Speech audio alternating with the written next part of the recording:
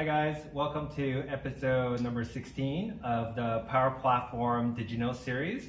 My name is Ron, and this week we're coming to you from beautiful Microsoft Technology Center here in Toronto, where I'm having a nice conversation at a bus stop with Matt. Yeah, thanks, Ron. So I'm a business applications technical specialist from the Vancouver office. Glad to be here. Thanks, Ron. Terrific.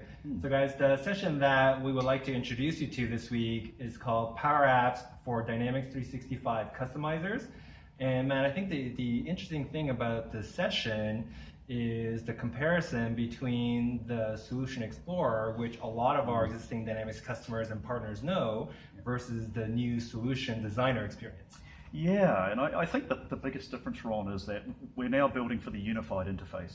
So we're baking in all those great capabilities we had with the original Solution Explorer into the unified interface and more. You're going to see a lot more capabilities rolled out through the October release.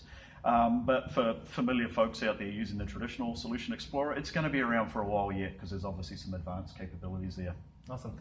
So guys, enjoy the session. Please let us know what you like, what you don't like, and what you would like to see us cover in the future.